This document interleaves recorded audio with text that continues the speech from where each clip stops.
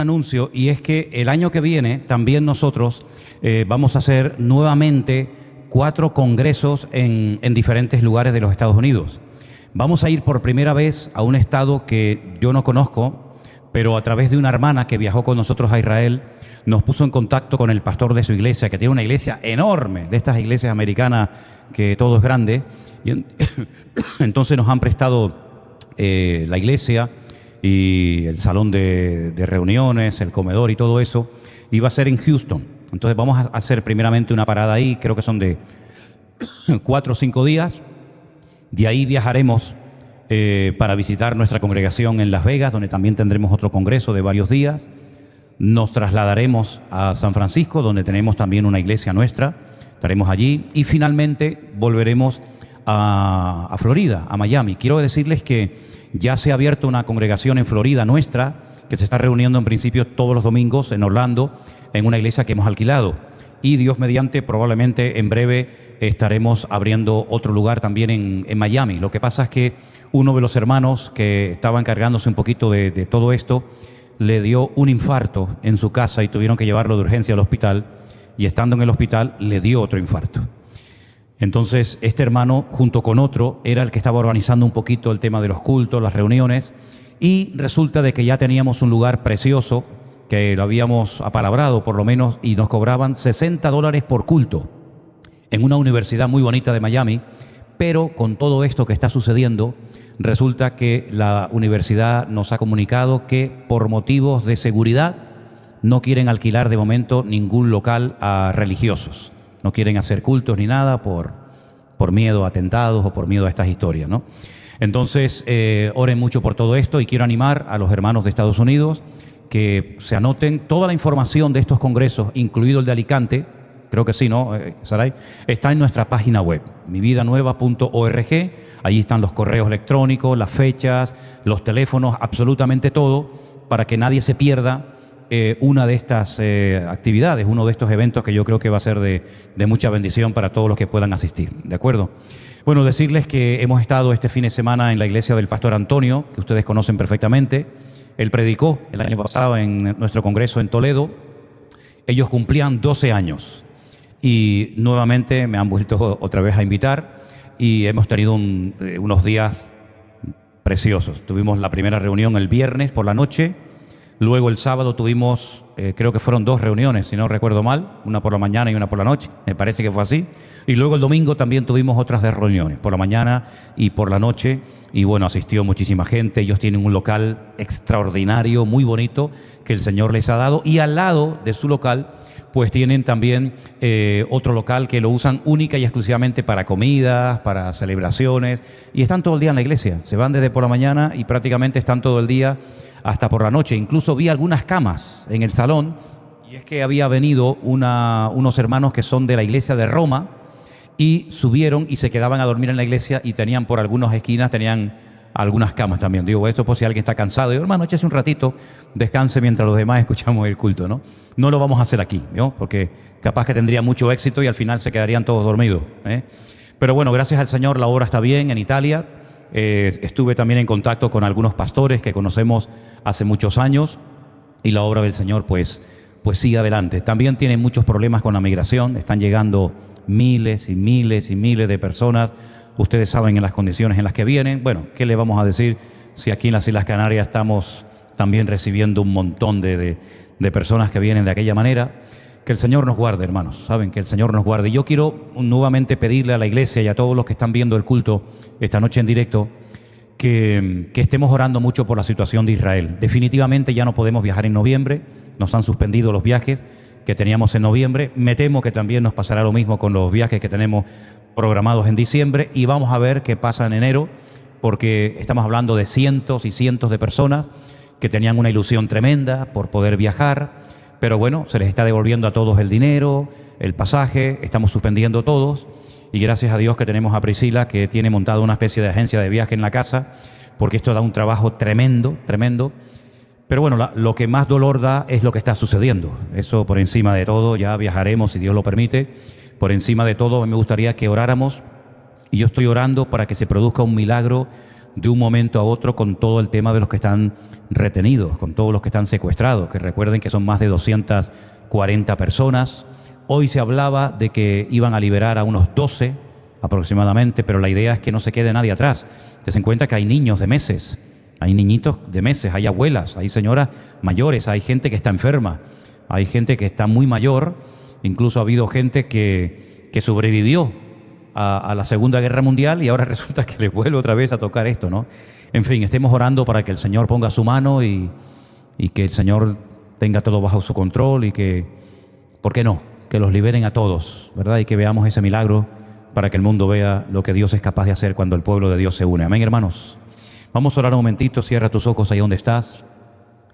Gracias a nuestro hermano Jerónimo por haber atendido el culto del jueves, del domingo. Anderson y Alberto están de viaje también, creo que ya vienen de camino. Si no han llegado ya llegaron, ¿eh? Nuestro hermano Marcos también estuvo el fin de semana en Madrid, una reunión preciosa, un grupo de hermanos extraordinario. Pero ahora te pedimos, Señor, que tú nos hables y nos ministres a través de tu preciosa y poderosa palabra, que podamos recibir la bendición de tu palabra, Señor, que podamos ponerla en práctica y que tú, Señor, nos hables a través de ella, como siempre lo haces. Ponemos este tiempo en tus manos, en el bendito nombre de Jesús. Amén y amén. Gloria a Dios. Hay un capítulo que se ha leído lógicamente mucho en estos años que tiene la iglesia, y es el capítulo 11 de la carta a los Hebreos. La carta a los Hebreos no sabemos exactamente quién fue el autor, pero bueno, eso al fin y al cabo es digamos, lo menos importante. Lo importante es que es una carta que se escribió a personas que tenían lógicamente un gran conocimiento de lo que llamamos el Antiguo Testamento, porque se le escribió a personas que no eran ignorantes de todos los sacrificios del templo, del tabernáculo, de los sacerdotes, de los animales que se sacrificaban, etcétera, etcétera. Para poder entender esta carta, que por cierto es preciosa y muy profunda y llena de grandes lecciones, lógicamente uno tiene que tener un conocimiento amplio del Antiguo Testamento, porque si no hay muchas cosas que no te vas a enterar. Y el capítulo 11 habla de personajes todos del Antiguo Testamento. Hay una lista enorme de hombres y de también algunas mujeres que por lo que hicieron o por lo que dijeron en ese acto de fe pasaron a la historia. Ahora bien, el capítulo 11 de la carta a los Hebreos es un capítulo que gira siempre en torno al mismo tema. No es como otros capítulos que se tocan diferentes temas. El capítulo 11 de Hebreos es un tema monográfico: la fe, la fe, la fe y la fe. La fe de hombres y de mujeres en distintos períodos de la historia. Porque vemos que la fe no es algo que funcionó en un momento de la historia, sino que es un ingrediente indispensable en la vida de toda congregación, en la vida de todo hombre o mujer que quiera de alguna manera agradar y honrar y servir al Señor. Dice el capítulo 11 en uno de sus versículos que sin fe es imposible, totalmente imposible agradar a Dios. Luego a Dios le agrada, a Dios le gusta que nosotros tengamos fe, porque si dice la Biblia que sin fe es imposible agradar a Dios, si le damos la vuelta al texto quiere decir que teniendo fe y alimentando nuestra fe, agradamos a nuestro Dios. No tenemos que ser personas incrédulas, y más en estos tiempos en los que estamos viviendo, en los que se necesita, hermanos, mucha fe. Y no podemos permitir, bajo ningún concepto, que echen a perder, que envenenen o que contaminen nuestra fe. A lo largo de la historia, el diablo se ha encargado de utilizar a diferentes movimientos o diferentes grupos o personas o filosofías para que el hombre fuera perdiendo la fe y la confianza en Dios. Y lamentablemente sabemos que hay muchas personas que han entrado en una crisis de fe.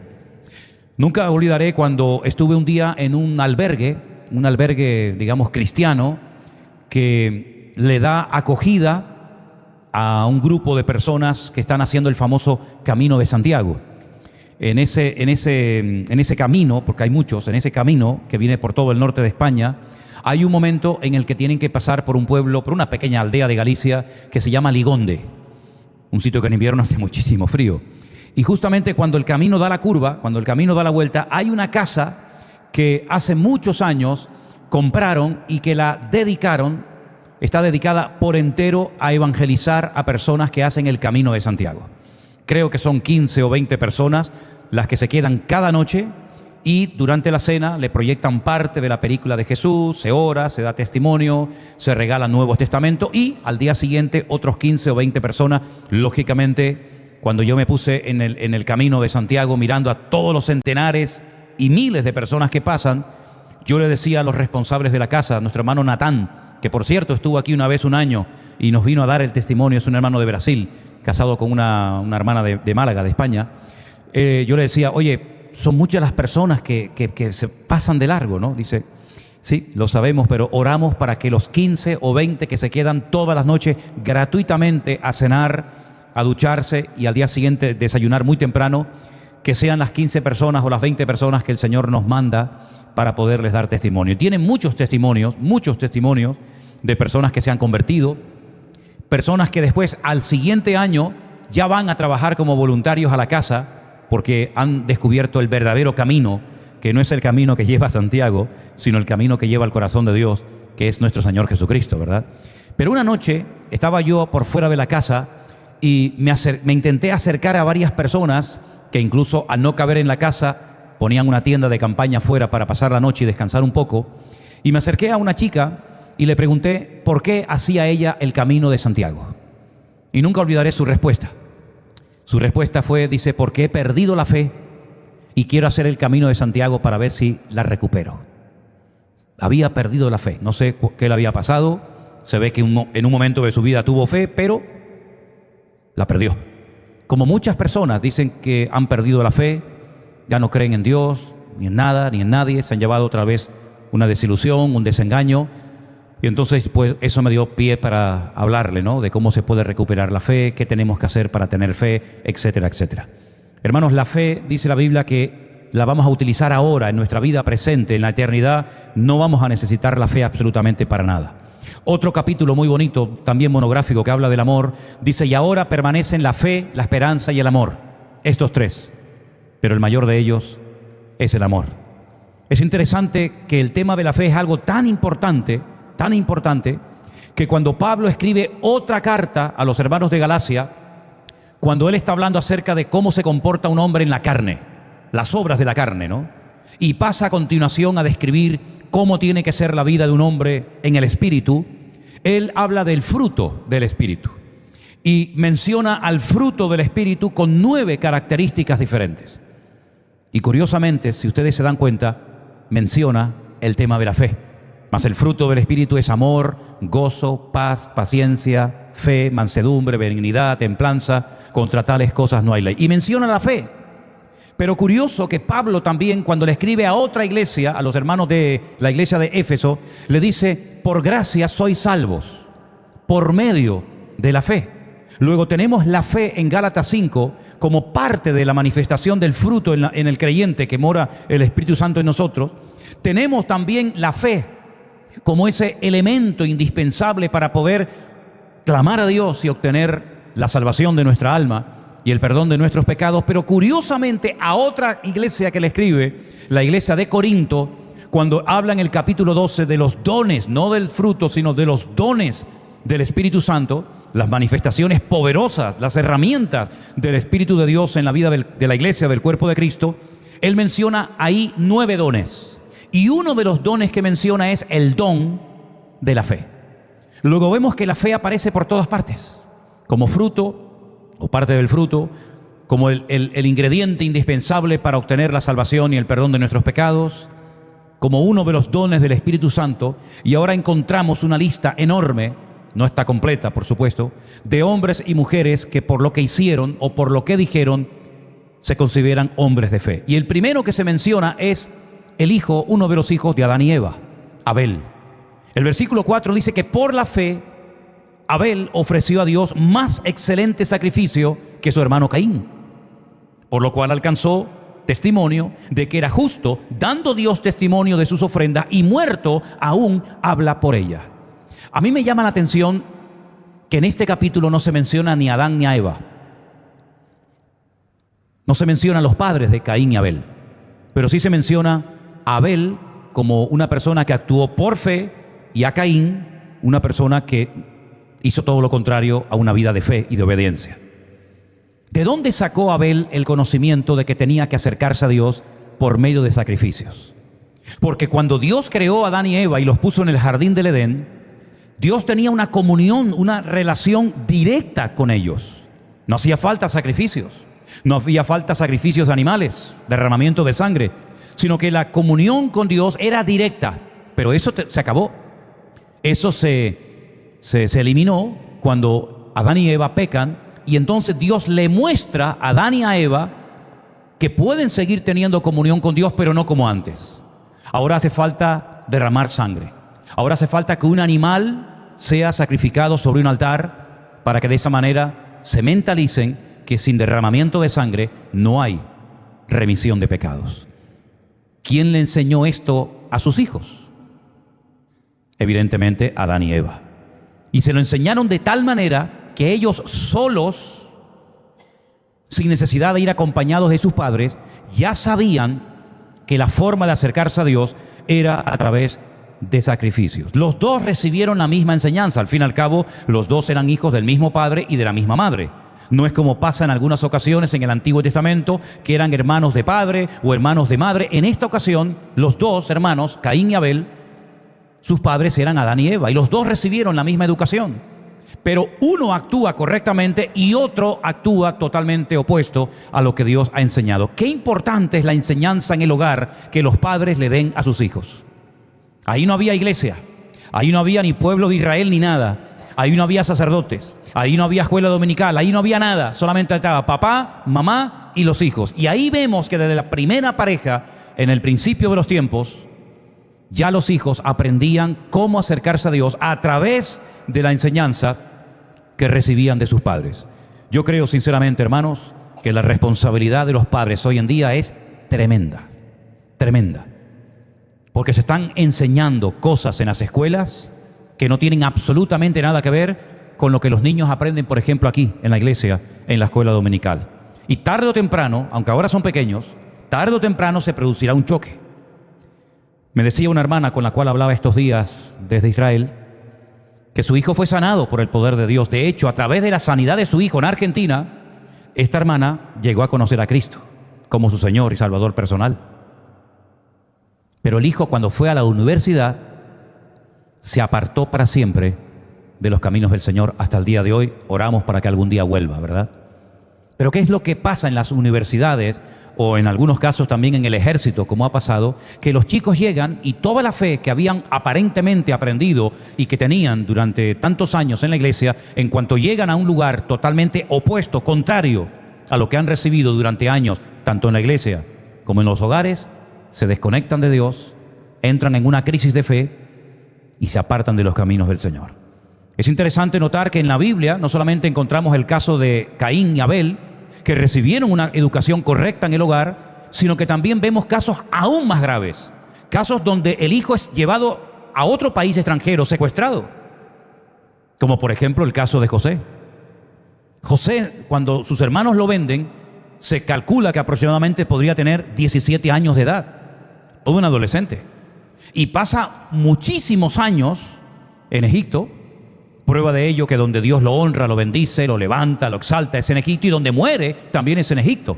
Aunque Él dio orden, ¿verdad?, como vamos a ver ahora, que cuando muriera no lo enterraran en Egipto, sino que lo llevaran a Canaán. Y la tumba de José se encuentra en lo que hoy en día se llama Nablus, que era la antigua Siquén, donde una de sus hermanas fue violada y donde Jacob estuvo un tiempo. Allí está la tumba de José, ¿verdad?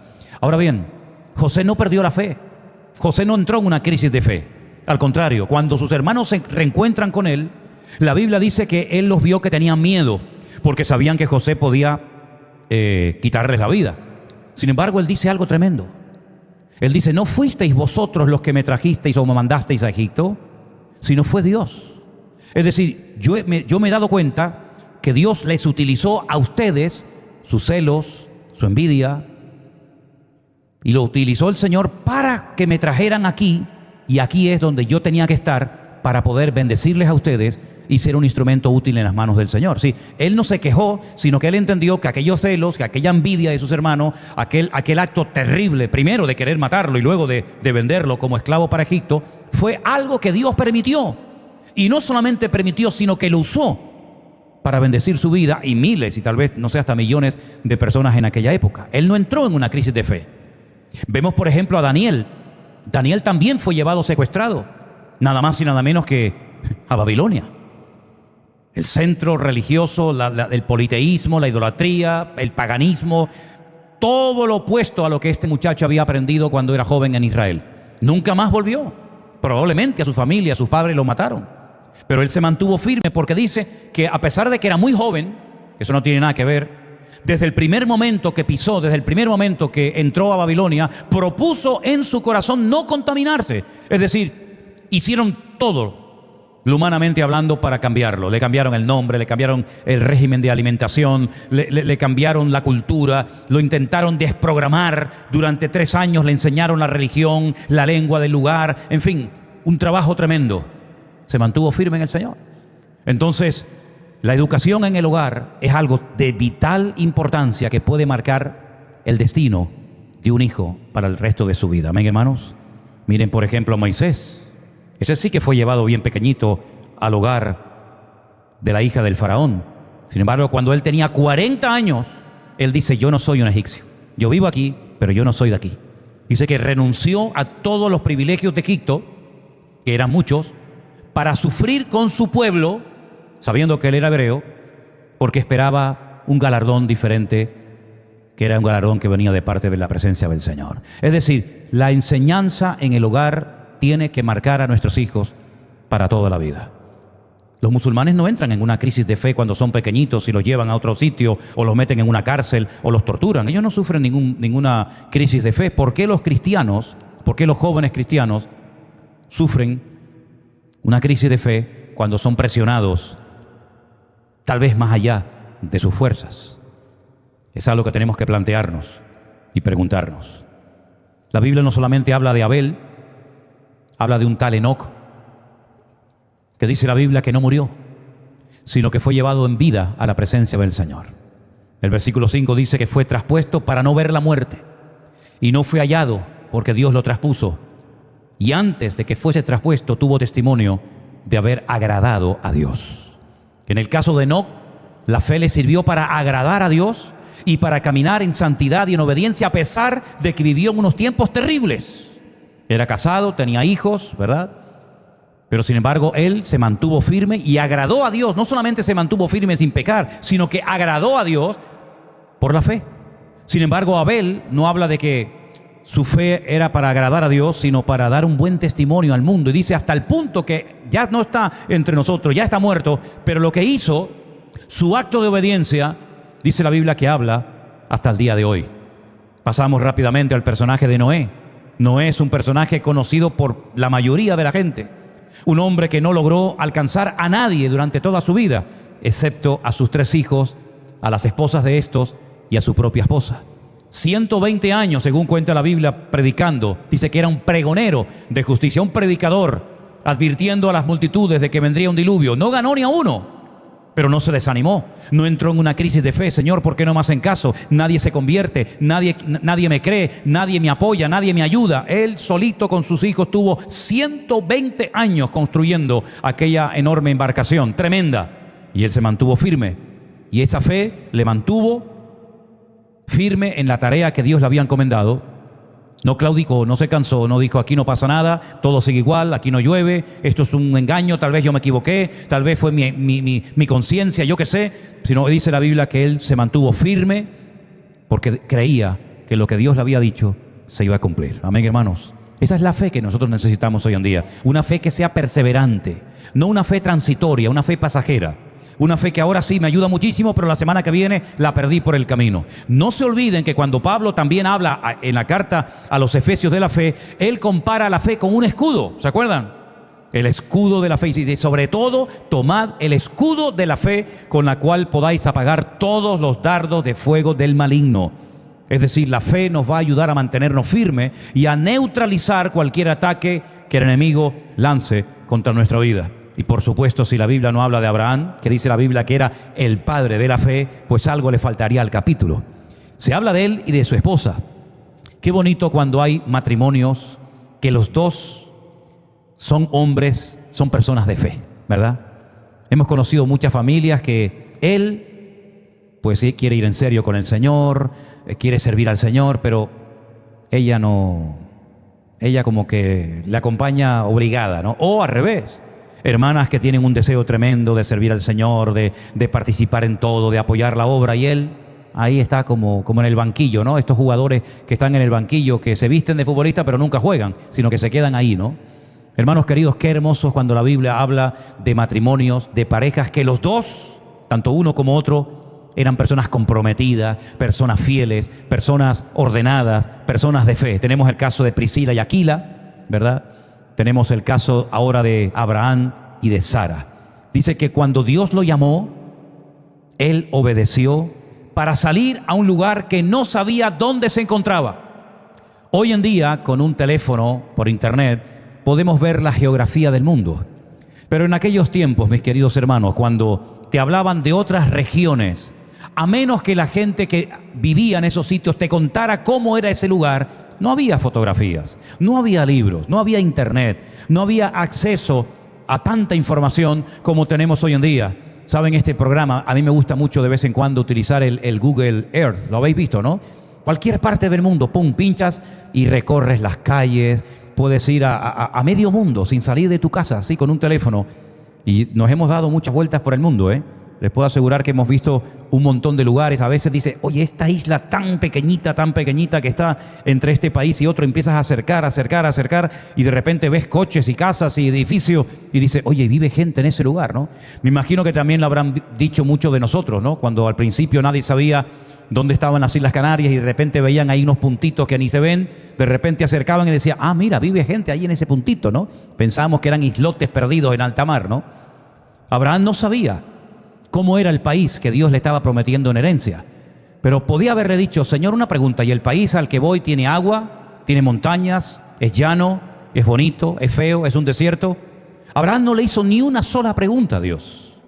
Y yo creo que en esa falta de preguntas también está demostrando tener fe. Porque ¿qué más da si es un país grande, pequeño, con agua, verde o feo? Si es lo que Dios me da, yo diré gloria a Dios, porque lo que Dios tiene para mi vida siempre será lo mejor. ¿Cuántos dicen amén? Y dice la Biblia que salió sin saber a dónde iba. Llegó a ser el hombre más rico del mundo. Un hombre que fue prosperado y bendecido con miles de cabezas de ganado. Hoy en día a lo mejor para nosotros tener miles de camellos, miles de ovejas o de cabras como que no va con nuestro estilo de vida, ¿no? Pero en aquellos tiempos el tener muchas ovejas, muchos camellos, muchas cabras era algo muy importante. Te daba caché, ¿no? Te daba categoría. Y Abraham llegó a ser el hombre más rico de la tierra y nunca compró nada salvo una cueva para enterrar a su mujer. Y la pregunta es, ¿por qué Abraham no comenzó a comprar un montón de tierras, comenzó a comprar un montón de lugares? Dice, porque la mentalidad que Abraham tenía era la mentalidad de que era un extranjero, un peregrino en la tierra. Él no quería echar raíces en este mundo, porque él sabía que en este mundo estamos de paso. Y dice la Biblia que en el fondo, lo que él realmente buscaba, dice el verso 10, él buscaba la ciudad que tiene fundamentos, cuyo arquitecto y constructor es Dios. Hermanos, ¿ustedes se dan cuenta de la profundidad de este versículo? ¿Lo podemos leer juntos, por favor? El verso 10. Porque esperaba la ciudad que tiene fundamentos, cuyo arquitecto y constructor es Dios. Yo lo he preguntado en otras ocasiones, pero lo quiero volver a hacer hoy. ¿Qué ciudad es la que podemos decir, esta ciudad la ha construido, la ha diseñado, la ha hecho nuestro Dios? ¿Cuál es esa ciudad? La Nueva Jerusalén. Si quieren saber las medidas, los materiales, cómo es esa ciudad, lean el capítulo 21 y el capítulo 22 de Apocalipsis, y ahí está toda la ciudad de la Nueva Jerusalén, que se llama así, descrita de una forma extraordinaria. Los cimientos, las puertas, las medidas, etcétera, etcétera. Pero una pregunta. La primera vez que un hombre en la Biblia describe esa ciudad fue Juan, ¿sí o no? Él está en la isla de Patmos, desterrado. Recibe la revelación de todo el libro del Apocalipsis, incluida la descripción de la Nueva Jerusalén. Ya dicho, capítulo 21 y 22 de Apocalipsis. Si Juan fue la primera persona en la historia de la humanidad que habló de la Nueva Jerusalén, ¿cómo es posible que ahí Abraham dice que buscaba la ciudad que tiene fundamentos? La Nueva Jerusalén tiene fundamentos, cuyo arquitecto y constructor es Dios. ¿Ya existía esa ciudad en la época de Abraham? Parece ser que sí. Parece ser que esa ciudad ya existía en la época de Abraham, porque además dice la Biblia que la vio. No lo dice aquí en este texto, pero dice la Biblia que la vio y la saludó como diciendo: algún día yo estaré viviendo en esa ciudad. Por eso cuando él vio esa ciudad, que la podemos ver en el libro de Apocalipsis, ¿para qué quiero comprar un trozo de tierra? ¿Para qué me quiero comprar un chalecito aquí? Si cualquier cosa que yo me pueda comprar en este mundo, en comparación con lo que estoy viendo, no tiene ni punto de comparación. ¿Se dan cuenta? Cuando nuestra visión está en Dios, nada de este mundo nos atrae. Usamos las cosas del mundo, lógicamente, usamos la casa, el coche, la ropa, en fin, lo que sea, pero nos damos cuenta de que no tiene ningún valor en comparación a nuestra herencia, que la vamos a recibir algún día cuando lleguemos a la presencia del Señor. Amén, hermanos. Porque no solamente nos vamos a salvar, ya somos salvos, ¿sí o no? El que cree en mí tiene vida eterna y no vendrá condenación, mas ha pasado de muerte a vida. No solamente nos vamos a salvar, sino que cuando lleguemos a la presencia del Señor, el Señor dice que nos dará una recompensa según la labor que hayamos hecho cada uno de nosotros. A uno a lo mejor le dará una coronita así chiquitita, a otro más grande, no lo sé. Lo que está bien claro es que no solamente el Señor nos va a decir: entra en el gozo de tu Señor, sino que además nos va a dar una recompensa. ¿Has pensado alguna vez cuál podría más o menos ser la recompensa que vamos a recibir? ¿Te preocupa eso? ¿Te hace pensar cuál es la recompensa que recibiremos? La Biblia habla de diferentes tipos de recompensa. Incluso hay una recompensa que es única y exclusivamente para mártires, es decir, para personas que dieron su vida por la causa de Cristo, no que se quitaron la vida. Eso no es un mártir, eso es un loco. Uno que se quita la vida, eso no es un mártir. Un mártir es una persona que le quitan la vida por la causa de Cristo, por la causa del Evangelio, ¿verdad? Abraham buscaba esa ciudad, pero lo bonito de todo esto es que su esposa también es mencionada como una mujer de fe. ¿O no tiene que tener fe una mujer de 90 o 100 años estéril para poder prepararse para ser madre? Hermanas, mire, yo le digo una cosa, para criar un hijo, uno tiene que estar en plena forma, Yo no estoy criando a Adriel, pero a mí Adriel me agota. Cuando llega a mi casa, cuando se va, aleluya, es que me agota, porque es que lo quiere todo. Digo, ¿pero qué quieres? La guitarra, no quiere la guitarra. El muñeco, ya no quiere el muñeco. Y deja todo esparramado y después vuelve otra vez. Oye, es agotador. Y ahora que camina ni te cuento. Imagínate con 90 o 100 años decir: vas a ser madre. ¿Tú sabes lo que es criar un niño ya con 90 o 100 años, hermana? Pero dice la Biblia que ella recibió fuerzas, ya lo creo, para poder concebir, y dio a luz fuera del tiempo de la edad, porque creyó que era fiel quien se lo había prometido. ¿Cuántos dicen amén? Bueno, yo creo que la actitud de Sara deberíamos también de tenerla nosotros hoy en día. Ella dice: yo voy a ser madre porque creo que el que me lo ha prometido es fiel y va a cumplir con su promesa. Nosotros también tenemos un Dios que nos ha dado miles de promesas. ¿Me pueden decir una ustedes? ¿Me pueden decir una de las promesas que Dios nos ha dado en la Biblia? ¿A alguien se le viene a la cabeza alguna? El Señor es mi pastor, nada me faltará. Bueno, eso es una promesa. Si Él es mi pastor, la Biblia dice que nada me faltará. ¿Alguien recuerda otra promesa más? No temas porque yo estoy contigo. No desmayes porque yo soy tu Dios. Siempre te sustentaré con la diestra de mi justicia. Es decir, algunos han dicho casi 7,000 y pico, 8,000 promesas. Si Sara recibió una promesa: vas a ser madre, y dice que creyó, su fe le dio las fuerzas suficientes para poder concebir, porque ella creyó que era fiel quien se lo había prometido. El que le hizo las promesas a Sara también es el mismo Dios que nos ha prometido a nosotros tantas y tantas cosas que sabemos de memoria. Amén, hermanos. Por lo tanto, vamos a mantenernos firmes en la promesa que el Señor nos ha dado en su palabra, cuando además dice la Biblia que todas las promesas del Señor son sí y amén en Cristo Jesús, Señor nuestro. Sara dio a luz. Sara se rió en un momento determinado de su vida, pero Sara finalmente tuvo el privilegio de poder ser madre. ¿Es que acaso hay algo imposible para Dios? Uno dirá: pero es que esto es un milagro. esto es un milagro tremendo, que una mujer estéril, con casi 100 años, se quede embarazada y dé a luz a un hijo y lo amamante y lo críe. Esto es un milagro tremendo, ¿sí o no? Pero es que ¿acaso Dios no ha hecho milagros más grandes todavía? Porque al fin y al cabo esta señora tenía a su marido. Pero ¿y María? Que por cierto no se menciona en el libro, en el capítulo 11, no se menciona a María. Y no tuvo fe María cuando dijo, ¿y cómo será esto? Porque ni siquiera tenía marido, estaba comprometida con José. Pero dice la Biblia que el ángel Gabriel le dijo, lo que es imposible para los hombres es posible para Dios. En otras palabras, no es que lo que pasó con Sara fue el milagro más grande. Dios siguió haciendo más y más y más y más. Y hay una promesa que yo se la quiero recordar a todos ustedes en esta noche. Yo sé que la saben, que dice que cosas que ojo no vio, ni el oído oyó, ni han subido al corazón del hombre, son las que Dios tiene preparadas para los que le aman. ¿Cuántos dicen amén?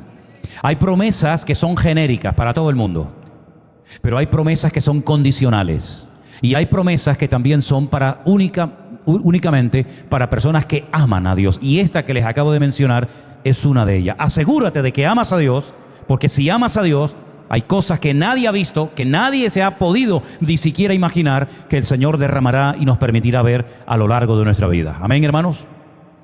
No me va a dar tiempo de tocar todo el capítulo, pero quiero tocar el versículo 17 al 19. Dice así: Abraham, cuando fue probado, ofreció a Isaac. El que había recibido las promesas ofrecía a su unigénito, habiéndosele dicho, en Isaac te será llamada descendencia, pensando que Dios es poderoso para levantar aún de entre los muertos, de donde en sentido figurado también le volvió a recibir. Un matrimonio anciano, su esposa es estéril, pero Dios milagrosamente les da el privilegio de ser padres. Nace Isaac y el Señor le dice: ahora que ustedes son padres, ahora que tienen claro por dónde pasa el futuro de la promesa, ahora que incluso se atrevieron a echar de la casa al otro hijo, ¿se acuerdan? A Agar y a Ismael, el Señor le dijo: esto no entra dentro de mis planes, tienes que echarlo de la casa. Y cuando él se queda solo con Isaac, él sabe que su fe, él se la tiene que transmitir a su hijo, y su hijo a las futuras generaciones. La lucha era la siguiente: si se corta la línea, si se corta la genealogía, ¿cómo se va a cumplir la promesa de que serán benditas todas las naciones de la tierra a través de mi descendencia? Si yo me cargo, permítame la expresión, si yo mato a la descendencia, ¿cómo se va a cumplir la promesa de Dios? Es una lucha tremenda, porque cuando uno dialoga con Dios, cuando uno conversa con el Señor, uno se hace preguntas. Y Abraham seguramente habrá pensado: pero Señor, tú me das a un hijo y ahora me lo quitas. Y si me diste una promesa que va a pasar por mi hijo y por su descendencia, y ahora me lo quitas y lo tengo que matar, ¿cómo se va a cumplir la promesa? Tampoco le preguntó nunca nada a Dios. María por lo menos se atrevió a preguntarle cómo será esto, pero Abraham nunca le preguntó nada a Dios. El Señor le dice: tienes que sacrificarlo. Y Abraham dice: pues lo hago. Y camina 3 días desde el sur de Israel. Él vivía en Beersheba, ¿se acuerdan? Muy cerca de la franja de Gaza. Y camina 3 días hasta llegar al monte Moriah. Y allí dice el Señor: ahí lo tienes que sacrificar. Pero yo quiero recordarles que una vez, cuando yo hablé de este tema, de la aquedá, esto se llama la aquedá, la atadura de Isaac, cuando él llega con sus criados a un lugar que se puede visitar hoy en día en Israel, muy bonito por cierto, él le dice a sus criados: quédense aquí ustedes, que nosotros iremos, adoraremos y volveremos. Uno lo lee así por encima, y si no eres detallista, no te das cuenta de lo que acaba de decir este hombre. ¿Cómo dices? Iremos, adoraremos y volveremos. Pero ¿cómo vas a volver si el Señor te ha dicho que lo mates? Será: volveré. ¿Lo dijo con toda intención? ¿Lo dijo en fe? Yo creo que sí lo dijo en fe. ¿Y por qué lo dijo en fe? Porque aquí el autor de esta carta nos da la explicación. Porque él creía que Dios es poderoso para levantar aún de entre los muertos, en este caso a su hijo Isaac. Pero una pregunta: cuando nosotros oramos y le pedimos cosas al Señor y nos movemos en fe y oramos por un hijo, por una sanidad, oramos por el matrimonio o por un problema económico o de cualquier otra índole, generalmente, ¿sí o no?, buscamos algún pasaje en la Biblia, algún caso parecido, similar al que estamos atravesando nosotros, ¿sí o no? Pero ¿y Abraham? Cuando Abraham dice que él creía que Dios es poderoso para resucitar a alguien de entre los muertos, ¿a dónde miró? Si Dios nunca todavía a estas alturas de la vida había resucitado a nadie. Bueno, pero eso significa que Abraham conocía el poder de su Dios. No necesito ver nada, no necesito leer que Dios un día resucitó a un muchacho joven como mi hijo, porque yo sé que aunque no lo he visto, aunque nadie me lo ha contado y aunque no lo he leído, yo sé que si yo lo sacrifico, mi Dios me lo puede devolver de entre la muerte. Eso es una fe tremenda. Y Abraham va, tal vez con el corazón dolorido como padre que era, pero va en obediencia a lo que Dios le ha pedido. Y a mí me gustaría que estos ejemplos que estamos viendo, que son tremendos, tremendos, nos ayuden a nosotros y nos motiven a mantenernos firmes en la fe. Porque es muy bonito cuando tienes al niño que ha nacido, y es muy bonito cuando tu mujer te dice, oye, el Señor ha cumplido su promesa y vamos a ser padres. Todo eso es hermoso. Y es muy bonito cuando por fin llegas a la tierra prometida y el Señor te dice, mira, toda esta tierra te la daré a ti y a tu descendencia. ¡Wow! Un país entero para mí solo. Todos los ríos, la montaña, el valle, todo es para mí y para mi descendencia. Todo eso es hermoso. Pero llegó el momento de la prueba, porque la Biblia dice, y termino en 1 de Pedro, que la fe tiene que ser probada por el fuego. Porque una fe que no es probada, no se sabe qué tipo, qué calidad de fe es.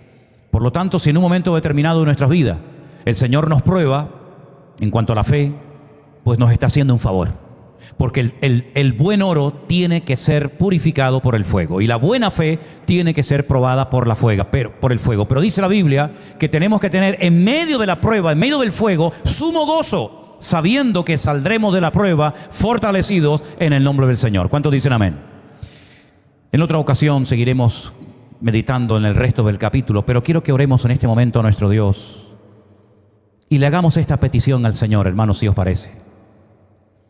Señor, fortaléceme la fe.